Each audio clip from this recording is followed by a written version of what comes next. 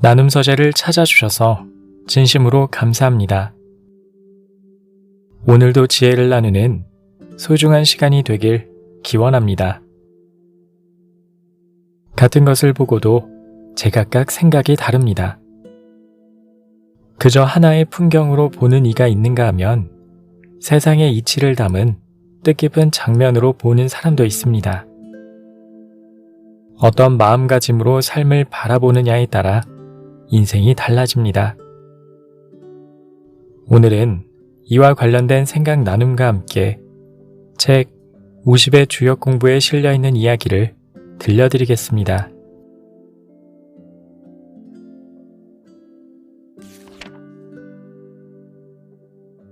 간절한 마음으로 본다는 것. 풍지관. 자세하게 살펴본다는 것은 손을 깨끗하게 씻고 제사 음식을 올리지 않으면 믿음이 있어 우러러 보리라. 주역에 본다 살핀다는 의미의 괴가 있다. 바로 관괴이다. 관은 본다는 뜻으로 형상을 보면 상괴는 바람이고 하괴는 땅이다. 땅 위에 바람이 부는 형상이며 언덕 위에서 백성을 살피는 의미가 있다.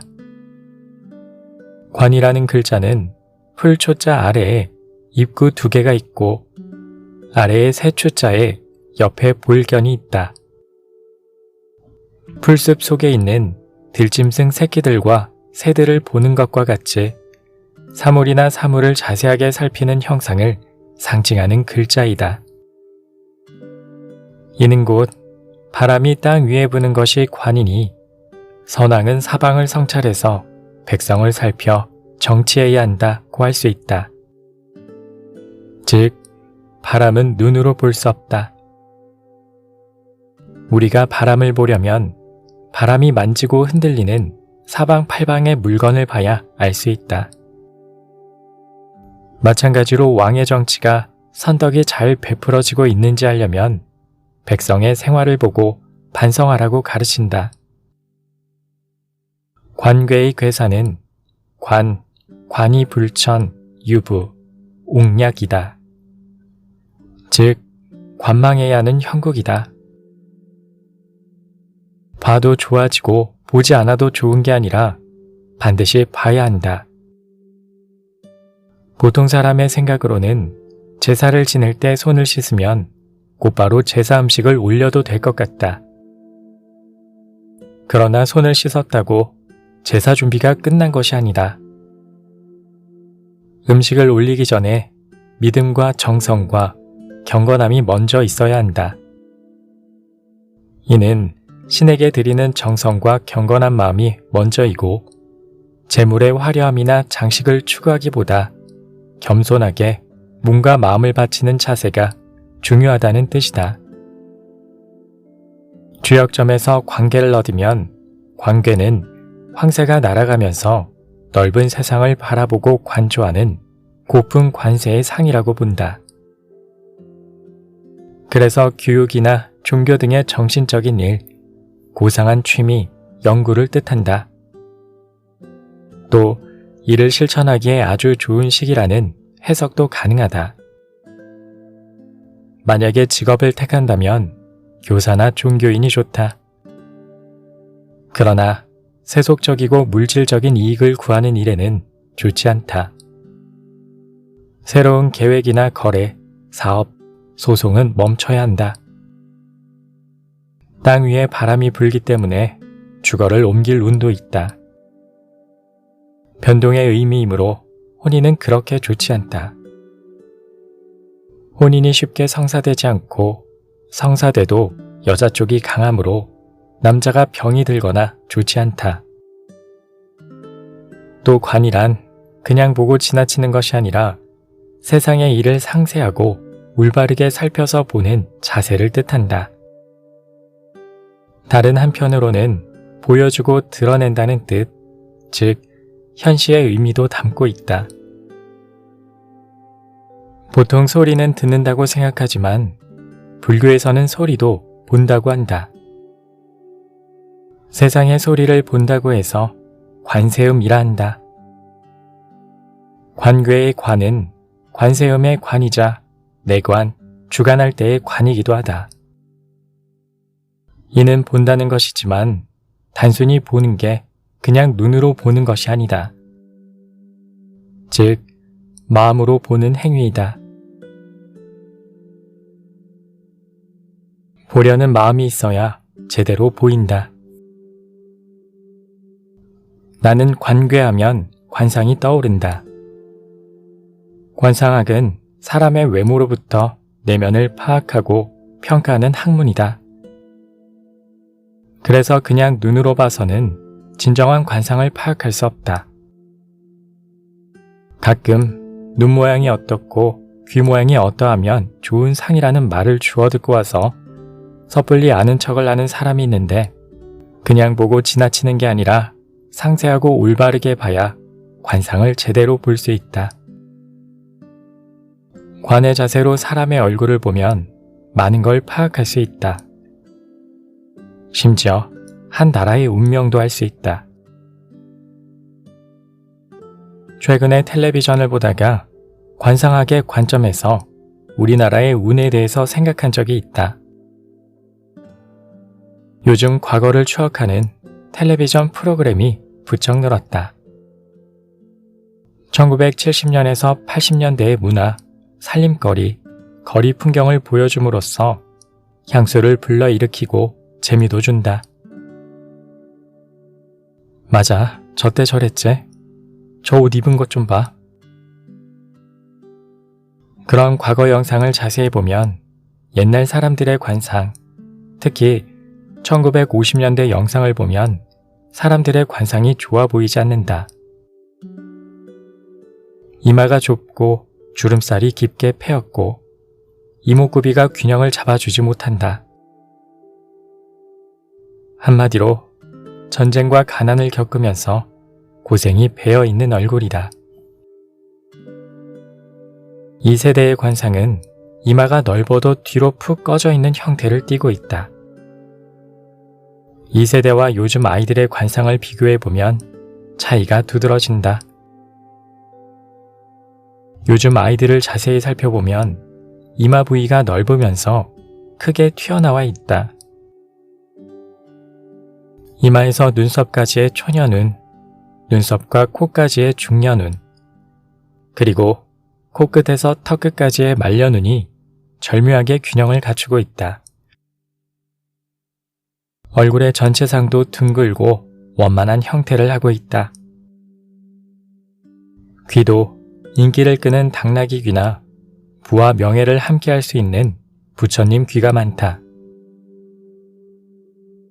이런 관상이 옛날에 태어났다면 당연히 정승 자리는 한 자리씩 차지할 수 있을 것이다. 반면 일본 사람들의 관상은 근래 들어서 예전 세대보다 뒤처지는 감이 있다. 일반화하기는 어렵지만 이마 부분은 대체로 좁고 주름살도 많아졌다. 말년운에 해당하는 하각 부위가 좁고 전체적인 균형도 조악하다. 청년들의 관상만 봐도 일본은 구군이 약해지는 것을 알 수 있다. 반면 한국인의 관상은 전체적으로 좋아지고 있다. 선생님, 관상을 잘 보는 비결이 뭡니까? 관상에 관심이 많은 제자가 상을 보는 비법을 알고 싶으니 꼭 좀 알려달라고 사정하다시피 한 적이 있다. 우선은 보려는 마음이 있어야지. 그리고 보려는 사람의 삶에 작은 희망이라도 줄 수 있어야 한다. 대답을 듣자마자 제자의 표정이 아주 복잡해졌다. 꼭 그게 무슨 비결이냐는 듯 어리둥절해 보였다. 그런데 관상을 잘 보려면 가장 먼저 얼굴을 세심하게 보고 해석하려는 의지가 있어야 한다. 그리고 내담자의 삶에 도움이 되겠다는 굳은 의지가 있어야 한다. 그런 마음 없이는 아무리 공부를 해도 상을 파악하지 못한다. 다산이 마음으로 본 것. 다산이 살던 조선시대에는 관상학이 널리 통용됐다. 문득 다산의 관상이 궁금하지 않은가? 다산은 어릴 때 천연두를 앓으면서 양 눈썹 사이에 흉터가 생겨서 오른쪽 눈썹이 세 갈래로 나뉘었다. 관상학에서 운명에 절대적인 영향력을 미치는 중요 부위가 눈썹이다. 관상에서 눈썹은 형제 자매를 뜻하며 후견인이자 배경이라서 어려움을 막아주는 역할을 한다. 눈썹이 끊어지거나 눈썹털이 적으면 수명과 건강, 형제운이 나빠진다. 눈 역시 관상에서 매우 중요한데 눈은 정신과 마음 상태를 표출하는 것이고 눈썹은 눈을 보호하는 울타리다. 다산은 눈썹에 흉터가 있었다.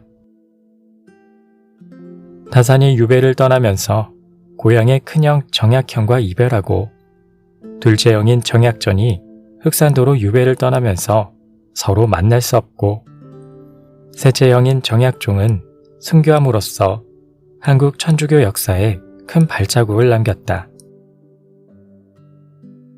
이렇듯 다산의 형제들은 매우 총명하고 똑똑했으나 운명에 의해서 죽거나 서로 떨어져 지냄으로써 형제 간의 인연이 전혀 없었다. 뒷배경이 든든하지 못하고 초년의 부모운이 좋지 않은 운명이다. 실제로 그는 정치적 후견인인 정조가 일찍 세상을 떠났고 9살에 모친을 잃었다. 또 그 자신도 죽을 고비를 넘기며 18년 동안 유배 생활을 했다. 하지만 정약용은 관상을 믿지 않았다고 전해진다. 단순히 상을 보고 좋으니 나쁘니 하는 건 어리석은 짓이라고 꼬집었다. 세상엔 제 덕을 충분히 간직하고도 애꿍하여 발휘하지 못하는 사람, 이해와 귀천에 밝았는데도 평생 공궁한 사람이 있다. 둘 다 관상에다 허물을 돌리지만 처음부터 관상을 따지지 않고 우대하고 자본을 대주었더라면 재상도 되고 큰 부자도 되었을 것이다.